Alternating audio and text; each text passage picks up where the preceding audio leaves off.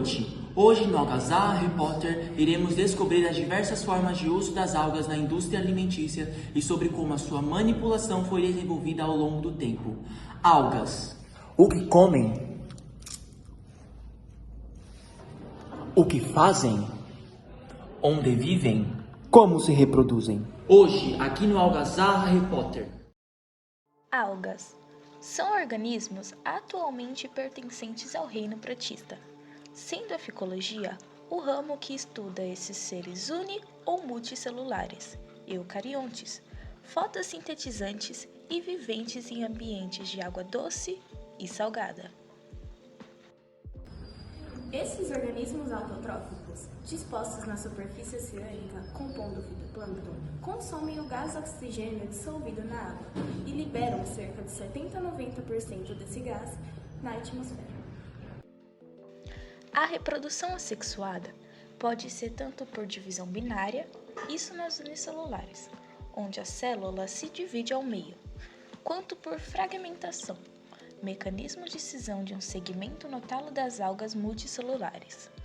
Contudo, algumas espécies multicelulares reproduzem-se por zoosporia, utilizando-se de células flageladas que se desprendem do talo locomovendo-se até um local favorável para o desenvolvimento. Porém, a maioria das algas se reproduz de forma sexuada, principalmente as unicelulares haploides, comportando-se como se fossem gametas. Depois de atingida a maturação das células, se fundem, formando um zigoto diploide que irá se dividir por meiose, originando outras 4 células jovens haploides, reiniciando o ciclo. Entre as características consideradas na classificação das algas, destacam-se basicamente 2, o tipo de pigmento fotossintetizante e a presença de substâncias de reservas armazenadas no interior da célula. As euglenas, cuja substância reserva é o paramilo, as dinoflageladas, cujo possui pigmento marrom avermelhado, as diatomáceas, cujo possui pigmento marrom, as algas pardas, que também possuem o pigmento marrom, as algas vermelhas, que possuem pigmento vermelho, e as algas verde, cuja substância reserva é o amido. E sobre a história das algas na indústria alimentícia? Vamos conversar com a especialista Fernanda. Na indústria alimentar, as algas sempre tiveram uma grande influência durante muitos anos. Essa influência foi causada pela identificação de uma grande biodiversidade e variabilidade na composição deste alimento. Tanto as macroalgas quanto as microalgas foram sempre uma fonte de proteínas para muitas pessoas. Tudo começou na Segunda Guerra Mundial, na Alemanha, quando as algas foram utilizadas como uma fonte de nutrientes, pois a carne estava escassa, pois a população alemã, por conta da guerra, estava passando por muitas condições precárias e eles não tinham mais alimentos sobrando, então as algas foram realmente muito importantes para alimentar a população. Mas, mais ou menos nos anos 60, aproximadamente nos anos 60, nos países asiáticos, as algas foram muito utilizadas na culinária e fazem parte da sua cultura até os dias atuais. Agora vamos ver o que as pessoas sabem sobre as algas com o nosso repórter em campo. Bom dia, Davidson! Bom dia! Hoje nós estamos aqui na rua para testar o conhecimento das pessoas sobre a nori. Nós temos alguns convidados que vão responder com a gente. Vamos lá. Pergunta 1. Qual a alga é utilizada na fabricação da nori? Alternativa A, água parda. Alternativa B, água verde. Alternativa C, alga dourada. Ou alternativa D, alga vermelha? B, alga verde? Vermelha. Confirma a resposta? Sua resposta E? Ah, acertou! Errada, Jonathan. Pô, mas passei perto. Pô, foi quase, foi quase. Segunda pergunta.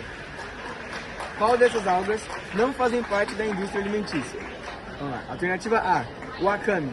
Alternativa B, marimobol. Alternativa C, nori. Ou alternativa D, kombu.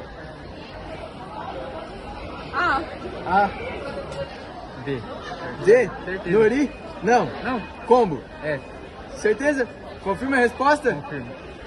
Sua resposta é errada, Johnny! Errada! Consegui, arrasou, mano. A resposta certa era Marimobol. Mas porque você aceitou, você vai ter um prêmio de participação. Produção, cadê o prêmio, produção? Aqui, uma alga. Uma alga. Pode pegar a sua alga. Parabéns. Aê! Você sente feliz com a sua alga? É, interessante. Que bom! Essa foi a nossa participação, muito obrigado. Muito obrigado, Jonathan, pela participação. Valeu mesmo. E essa foi a reportagem de hoje. É isso, Pérez. Obrigado, Davidson. Fiquem agora com um rápido intervalo.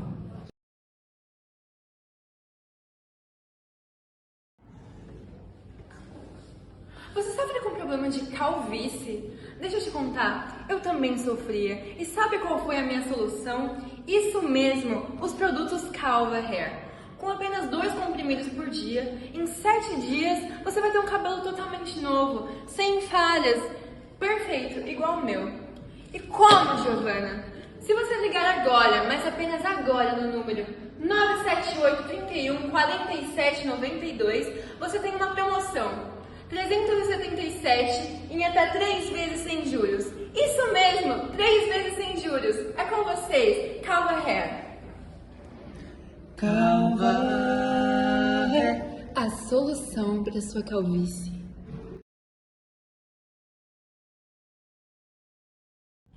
Voltamos no nosso intervalo. Então fiquem com essa dica, viu, pessoal? Comprem Calva Hair. Bom, agora vamos conversar com o Davidson e com a especialista Anne, que vai falar um pouco mais sobre as algas. Nós estamos aqui com a Stephanie. Tudo bem, Stephanie? Tudo sim, você? Para quem não sabe, a Stephanie ela é herdeira da maior rede de restaurantes japoneses aqui do Eu já Brasil. sou dona. Já é dona. Tá bom. E ela vai nos contar um pouco mais sobre como as algas são utilizadas na rede de restaurantes dela aqui no Brasil, um pouco mais sobre como elas são tratadas na indústria alimentícia. Então, eu vou falar especificamente sobre o nori, que é uma folha fina e seca, de cor avermelhada ou esverdeada, depende muito da espécie que é utilizada na fabricação. E ele é feito a partir da desidratação das algas vermelhas. Enfim, o nori ele é um alimento muito antigo e as algas elas são datadas por volta do século VIII, mais ou menos, onde algumas pessoas nativas elas já eram atribuídas ao trabalho de desidratação em mais ou menos 721. Da última vez que eu fui pro Japão com o papai, eu falei com alguns japoneses nativos de lá e eles me disseram que antigamente as algas eram usadas como forma de pagamento dos impostos. E o nori, ele é A, B, C em proteínas e ele é 2 vezes mais proteico do que alguns tipos de carne. E assim, ele também ajuda no processo digestivo porque ele tem um alto nível de fibras e pouca concentração de gordura e calorias. Poderia falar um pouquinho sobre para que eles são utilizados? Eles são utilizados geralmente na comida japonesa, aí você decide se você quer ele inteiro ou você quer polvilhado em cima da comida, ou então só cortado em tiras mesmo. Ok, muito obrigado. Imagina. Bom, esse foi o nosso encontro aqui com a Stephanie. Muito esclarecedor. Muito obrigado. Ótima entrevista, mas e sobre o comércio de algas no Brasil? Fique agora com Calva Cante. A costa brasileira, com aproximadamente 10.960 km de extensão, revela-se uma região com grande potencial para o cultivo de algas, atividade também chamada de algicultura.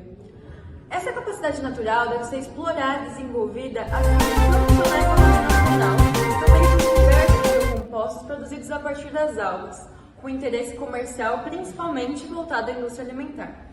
Vale se destacar também que se trata de uma atividade que se adequa ao interesse por tecnologias sustentáveis que vem crescendo ultimamente, assim como por produtos naturais para o consumo humano.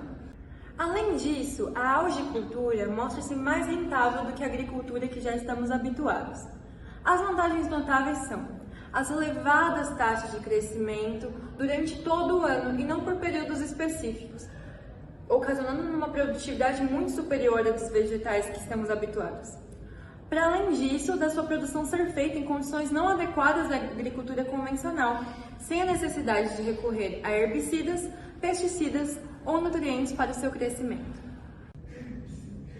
Entre as espécies de alga mais cultivadas no mundo está a Capaficus alvarezi, uma alga vermelha originária das Filipinas. É a principal macroalga marinha cultivada no mundo devido à sua alta taxa de produtividade e facilidade de cultivo, o que motivou sua introdução em diversos países tropicais e subtropicais. Apesar do Brasil possuir condições apropriadas e resultados promissores desse cultivo, ainda é uma atividade incipiente no país. A alvarezi é uma alga exótica que foi introduzida no Brasil em 1995 no litoral de São Paulo sob estritos procedimentos de quarentena sanitária, com aprovação do Instituto Brasileiro do Meio Ambiente e Recursos Naturais Renováveis, o IBAMA, com o propósito de avaliar o risco ambiental e viabilidade econômica dela no país. Posteriormente, seguiram-se as introduções no litoral do Rio de Janeiro, em 1998, na Paraíba, em 2001 e na Santa Catarina, em 2007.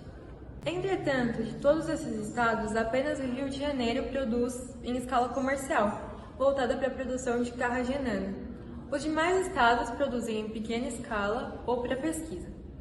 Em 2008, foi publicada a Instrução Normativa do IBAMA, número 185, que permite o cultivo comercial da Capaficus alvarezi somente nos estados de São Paulo e Rio de Janeiro, e dispõe das normas de produção para essa espécie, incluindo a obrigatoriedade no monitoramento ambiental das fazendas de cultivo.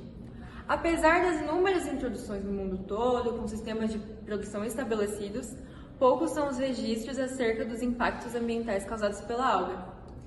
Os poucos registros da proliferação não controlada no Havaí e na Índia ocorreram à falta de atenção dos produtores. O último debate acerca do assunto pelo governo ocorreu em janeiro de 2022, numa reunião da Superintendência do Desenvolvimento do Nordeste, a SUDENE. Ela contou com a participação do pesquisador Mallory Cabral, que destacou o potencial brasileiro na produção de macroalgas, levando em conta sua maritimidade, a extensão do seu litoral e o sol predominante no Nordeste.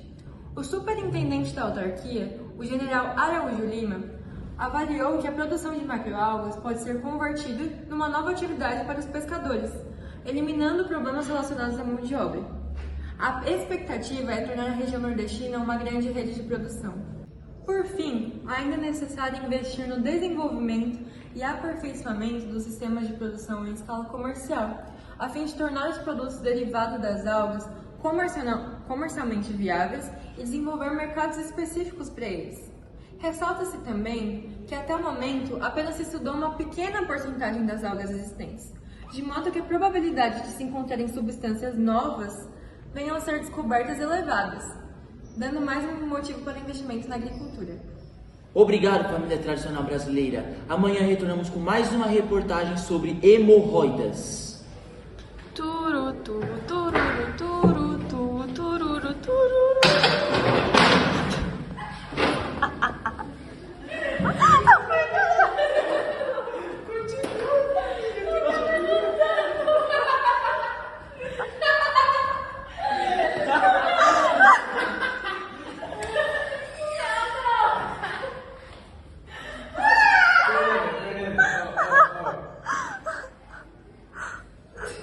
Solta.